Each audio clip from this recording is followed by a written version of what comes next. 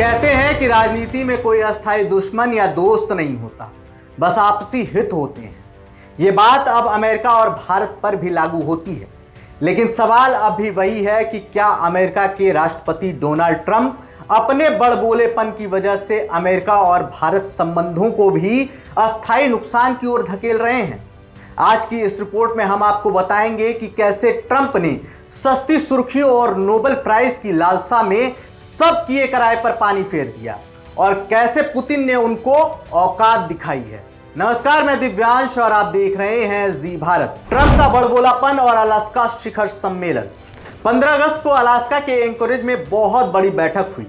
दो महाशक्तियों के नेताओं ने यूक्रेन में युद्ध को रोकने के लिए मुलाकात की। एक ओर अमेरिका के राष्ट्रपति डोनाल्ड ट्रंप थे तो दूसरी ओर रूस के राष्ट्रपति व्लादिमीर पुतिन से मुलाकात के बाद ट्रंप ने ऐलान किया कि अगर भारत रूस से तेल खरीदेगा तो हमें सोचना पड़ेगा।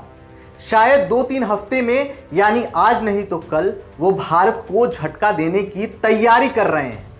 लेकिन यहां पर सबसे मजेदार बात यह है कि चीन, जो रूस का सबसे बड़ा तेल ग्राहक है, उस पर ट्रंप चुप्पी साधे बैठे हैं। क्यों? क्योंकि उधर ट्रेड डील का लालच है। कुछ समय पहले ट्रंप बाबू ने सत्ता में आते ही प्रधानमंत्री नरेंद्र मोदी से मुलाकात की और उसके बाद उन्होंने मागा प्लस मीगा यानी ग्रेट पार्टनरशिप का नारा लगाया। लेकिन अब वही रिश्ता बदल चुका है। दंडात्मक टैरिफ, पाकिस्तान की तरफ झुकाव, भारत के लिए अपमानजनक बयानबाजी। अपने बड़बोलेपन के लिए कुख्यात हो चुके ट्रंप ने भारतीय अर्थव्यवस्था को मरा हुआ बता दिया।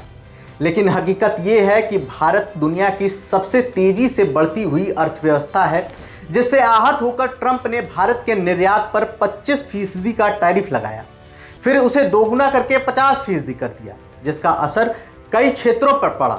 40 अरब डॉलर के कपड़े के बाजार, समुद्री और चमड़े के निर्यात पर सीधा झटका, लाखों नौकरियों पर खतरा। ट्रंप ने कश्मीर प्रकरण को भी घसीटा। जिन्ना लैंड यानी नापाक पाकिस्तान के फील्ड आर्मी के फील्ड मार्शल मुल्ला मुनीर के मुंह में उन्होंने कश्मीर का मुद्दा सुलझाने की बात की।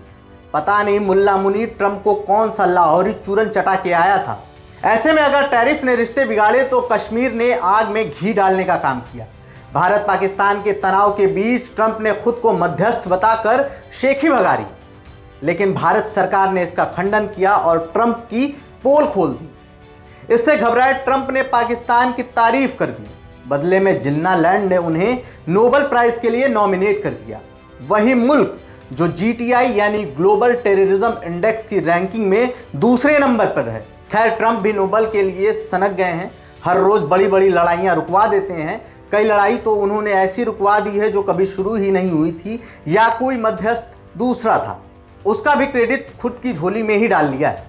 नोबेल के लिए उत्साहित ट्रंप ने पाकिस्तान को टैरिफ में राहत दी, यानी टैरिफ को 29% से घटाकर 19% कर दिया। लेकिन भारत पर टैरिफ जस का तस रहा। भारत की डिप्लोमेटिक कम्युनिटी के लिए यह किसी अपमान से कम नहीं था। लेकिन ट्रंप का रवैया सिर्फ व्यापार तक ही सीमित नहीं रहा। भारतीय छात्रों पर अमेरिका में बढ़ता उत्पीड़न, डिपोर्टेशन की बढ़ती संख्या, क्वाड सम्मेलन में ट्रंप की मौजूदगी पर सवाल है कि वो आएंगे या नहीं आएंगे। इस तरह भारत को परेशान किया गया। खैर, ट्रंप के बड़बोलेपन का सीधा फायदा उठा रहे हैं चीन और रूस। लेकिन पीएम मोदी चीन की यात्रा की तैयारी कर रहे हैं और पुतिन भारत आने वाले हैं। यानी अमेरिका से दूरी और रूस चीन से बढ़ती नजदीकी जो ट्रंप को टेंशन दे सकता है। याद करिए, ट्रंप ने सत्ता में आने से पहले क्या झूठ बोला था। उन्होंने कहा था कि अगर वो राष्ट्रपति रहते तो रूस यूक्रेन युद्ध शुरू ही नहीं होता, या वो सत्ता में आ जाएंगे तो वो इस युद्ध को एक दिन में ही खत्म करा सकते हैं। हुआ उल्टा। ट्रंप को राष्ट्रपति बने लगभग 7 महीने हो चुके हैं। रूसी राष्ट्रपति पुतिन की सेना यूक्रेन में जमकर तबाही मचा रही है। यूक्रेन में अपने अभियान को बढ़ाए जा रही है। कई जानकारों का मानना है कि रूस पर दबाव बनाने के लिए उन्होंने भारत को टारगेट किया। लेकिन भारत ने भी साफ कर दिया है कि वो रूस से तेल खरीदना बंद नहीं करेगा, क्योंकि इससे भारत का तेल का बिल जो है वो कम हुआ है, महंगाई काबू में रही। रिफाइनरियों ने प्रोसेस पूरा करके यूरोप तक निर्यात किया। अगर ये सप्लाई बंद होती तो भारत का खर्च 9 से 12 बिलियन डॉलर तक बढ़ जाएगा। यानी ट्रंप का दबाव भारत की जेब पर भारी पड़ सकता है। पुतिन बनाम ट्रंप, अलास्का में कौन पड़ा भारी? अब जो तस्वीरें अलास्का से आई हैं वो बहुत कुछ कहती हैं। प्रेस कॉन्फ्रेंस में पुतिन ने आधे से ज्यादा समय बोलकर ट्रंप को चुप करा दिया। बचे हुए समय में ट्रंप ने पुतिन की तारीफ ही की। यानी ट्रंप अमेरिका के राष्ट्रपति कम और पुतिन के प्रवक्ता ज्यादा लग रहे थे।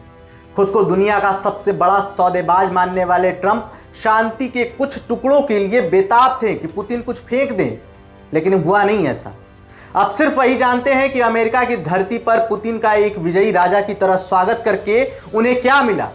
लेकिन भारत पर भी उनके सुर बदल गए हैं। उन्होंने कहा कि तुरंत तो नहीं, लेकिन रूसी तेल खरीदने वाले देशों पर टैरिफ लगाने पर वो 2 या 3 सप्ताह में विचार कर सकते हैं। लेकिन ट्रंप बाबू, भारत ने अपना रुख साफ कर दिया है कि वो किसी के भी दबाव में नहीं झुकेगा। और हाँ, रिश्ते आसानी से नहीं बनते। अमेरिका और भारत की साझेदारी 2 दशकों में धीरे धीरे मजबूत हुई थी, लेकिन ट्रंप ने अपने बड़बोले बयानों, टैरिफ और पाकिस्तान की चापलूसी में उस भरोसे को झटका दिया है। भारत को अब सोचना होगा कि क्या अमेरिका पर भरोसा किया जा सकता है या एशिया की नई राजनीति में चीन और रूस ही असली साथी बनने जा रहे हैं। और ट्रंप वो तो आज भी सोच रहे हैं कि 2 हफ्ते बाद क्या करना है। इस रिपोर्ट में सिर्फ इतना ही, लेकिन आप भारत और अमेरिका के रिश्ते को किस तरह देखते हैं हमें कमेंट बॉक्स में जरूर बताएं। और जुड़े रहिए हमारे साथ, क्योंकि आने वाले दिनों में रूस, अमेरिका, भारत और चीन से बहुत बड़ी खबर आने वाली है। अपना और अपने परिवार का ध्यान रखें। जय हिंद।